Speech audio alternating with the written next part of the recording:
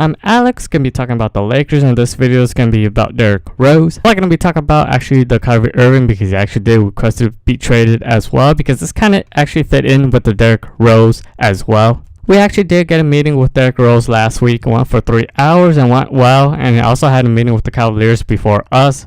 Then he went in a meeting with the Lakers, but it was between us or actually the Cavaliers. I believe the Chicago Bulls was actually in there as well, because actually Chicago Bulls, they did actually draft Derrick Rose. He's actually discussing a 1-year deal going to the Cavaliers, so he actually not going to the Lakers, so I'm actually happy about it. I know Lakers would have gave actually more money to actually Derrick Rose. Lakers would have gave the 4.3 million, while Cavaliers only give him a 2.1. I'm actually happy for Derrick Rose. He's actually going to a contender team. Hopefully he could revive his career with the Cavaliers. Who knows? Maybe he does, maybe he doesn't. This might be actually good for Derrick Rose. Right now he is coming off the bench for actually Cleveland Cavaliers, because they do have Kyrie Irving at the point guard position. But last week, actually, Kyrie Irving did request for a trade. So I'm not sure what Cleveland's going to do with Kyrie Irving right now, if they're going to actually keep him for a year, or they're actually going to trade him before the season, or at the trade deadline. I'm not sure what they're going to do. If they want to get some young assets, they're probably going to be doing that. I know they're going to want a big haul for actually Kyrie Irving, so maybe that's where actually Derrick Rose might be getting some of the starting minutes right there. I know if he comes to the Lakers, he'd be actually definitely coming off the bench, because we do have Lonzo Ball. I'm actually gonna give a couple reasons why I'm happy that Lakers didn't sign Derrick Rose.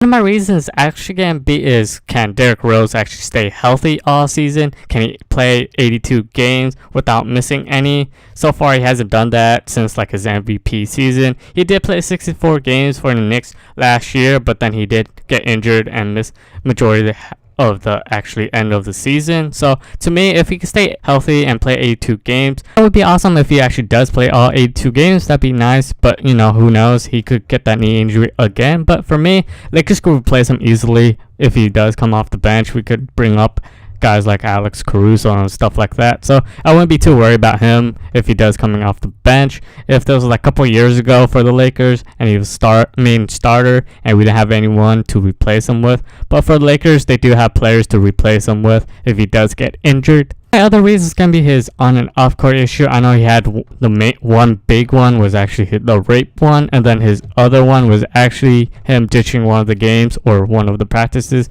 to go actually see his kid. So maybe his on and off court issue won't happen again. Maybe it will, maybe it won't. And my last reason is he doesn't fit in with this Lakers system, because Lakers system, they want unselfish players, and Derrick Rose isn't that, because he is a scoring point guard, and Lakers just got rid of one in actually D'Angelo Russell, and actually we have another player in actually Jordan Clarkson as well, who does similar things. This part is gonna be about Kyrie Irving. But I like Kyrie Irving on the Lakers team. Yes, he would be an awesome player to have, and also he's young and he is an all-star player. Lakers are looking for all-star players for next year, but do I see them trading for this kind of all-star player? Maybe, maybe not, who knows. But I do like Kyrie Irving a lot, but I just don't see him fitting in the Lakers system at this point right now, because he is a scoring point guard. He doesn't get other players involved either, and his defense isn't great either. Not a lot of Lakers fan, I've seen it on the internet, they do want Kyrie Irving to also trade for him. And I also saw one scenario on the internet where actually someone said Kyrie Irving for Lonzo Ball.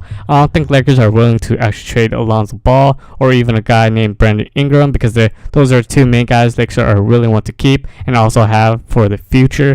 So I don't see that any trades make it any easier for the Cleveland Cavaliers to trade the all-star player to the Lakers, because they're not willing to actually trade a guy like Lonzo Ball or Brandon Ingram for Kyrie Irving. So I don't see that happening. But to me, it would be awesome to have an all-star player on your team, so making the recruiting a little bit easier. At least you have a star player. But for me, Kyrie Irving said he wanted to have a main point. That's what I believe he said. He won't be the main guy on the team.